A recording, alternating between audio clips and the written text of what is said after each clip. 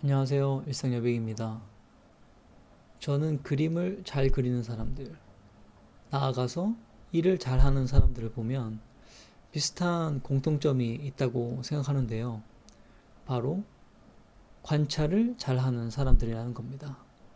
물론 그림을 잘 그리는 사람이라면 타고난 손재주와 노력도 있겠지만 기본은 관찰하는 태도가 몸에 배어 있다고 생각해요. 이거는 사실 훈련이라기보다는 본능적인 것에 더 가깝다는 생각이 듭니다. 제가 이것과 관련해서 최근에 겪은 일이 하나 있는데요. 아마 장거리 버스 타보신 분들은 한 번쯤 보거나 겪어보시지 않았을까 싶어요. 얼마 전에 제가 지방을 다녀오는 길에 버스를 탈 일이 있었는데요. 집으로 돌아오는 길이었는데 버스가 잠깐 휴게소에 들렀습니다. 거리가 너무 멀면 중간에 버스가 휴게소에서 쉬어가거든요. 자는 사람이 아니면 대부분의 사람들은 간단한 걸 사 먹거나 화장실을 갔다 오려고 버스에서 내려요. 저도 몸이 뻐근하고 잠깐 스트레칭을 해야겠다 해서 버스에서 내렸는데요. 거기 스트레칭을 하면서 보다 보니까 재미있는 현상을 발견했습니다. 의외로 많은 분들이 자기가 타고 온 버스를 찾지 못해서 허둥지둥 하고 계시더라고요. 저희 버스에서 내린 분들만 그런 게 아니라 다른 지역에 다른 버스를 타고 오신 분들도 다 마찬가지였어요.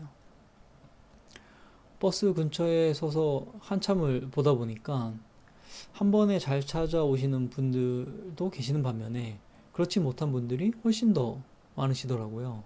그걸 보면서 이상하다. 왜 이렇게 헤매시지? 하면서 봤는데 한참을 보다 보니까 버스를 못 찾는 분들이 두 가지 부류가 있으시더라고요.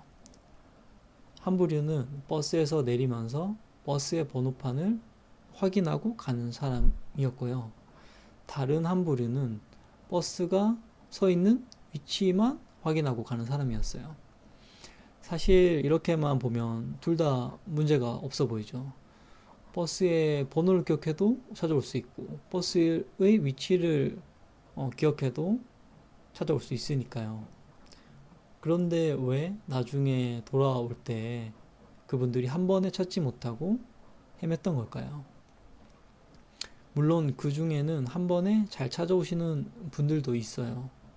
잘 찾아오시는 분들은 타고 온 버스의 번호, 그리고 그 버스가 멈춰선 자리, 이 두 가지를 모두 유심히 관찰하신 분들이었어요. 이게 굉장히 사소한 일인데, 여기에서도 사람들마다 관찰하는 방식이 정말 다르구나 하는 걸 느낄 수 있었습니다.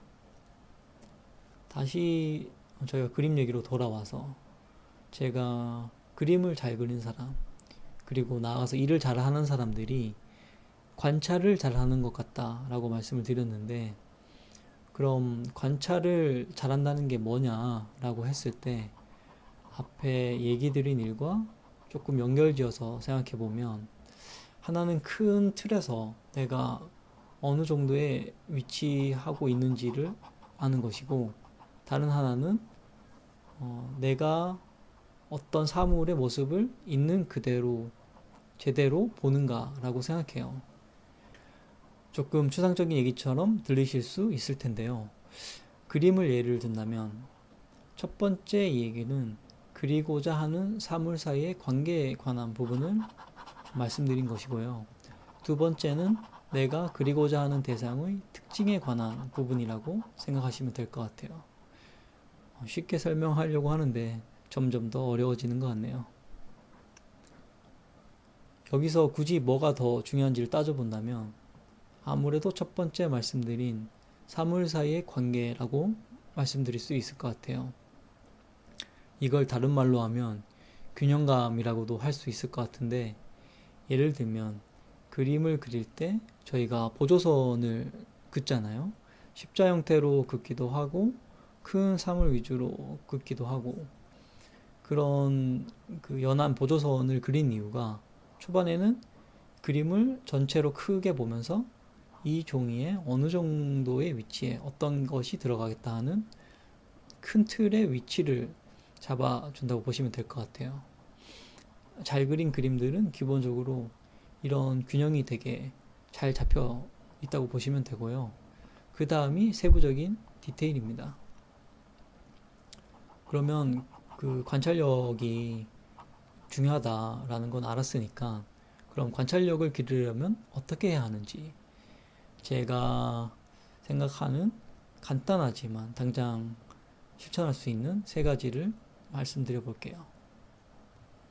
첫 번째는 창밖에 벌어지는 일들을 유심히 지켜보라입니다.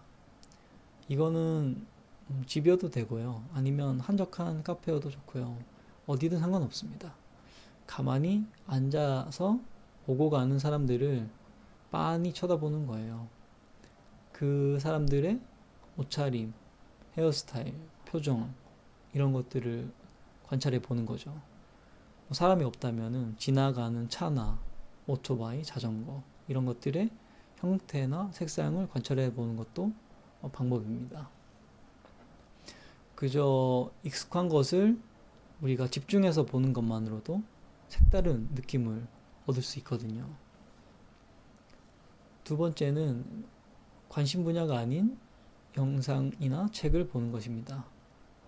우리가 익숙한 관심사에서 벗어나기라고 보시면 좋을 것 같은데요. 생각보다 우리는 우리가 정해놓은 그 생각의 한계 안에 굉장히 많이 갇혀 있어요. 무슨 말이냐?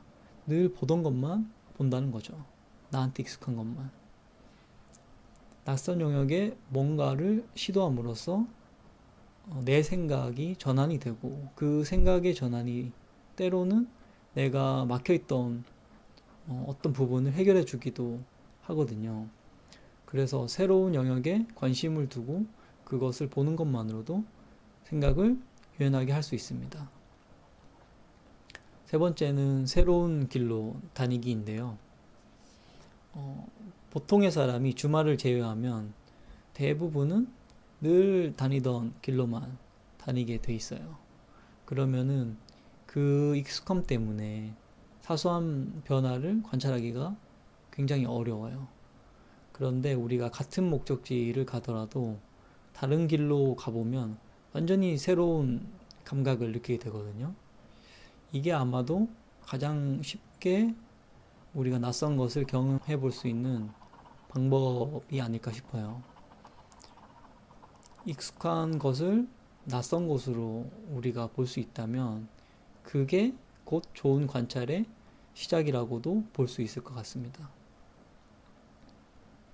억지로 관찰을 위한 관찰을 해야겠다라고 생각하시기보다는 이미 나한테 익숙한 것들이지만 이 익숙한 것들을 낯섦이라는 필터를 끼고 바라본다고 생각하시고 가벼운 마음으로 한번 해보시면 좋을 것 같아요.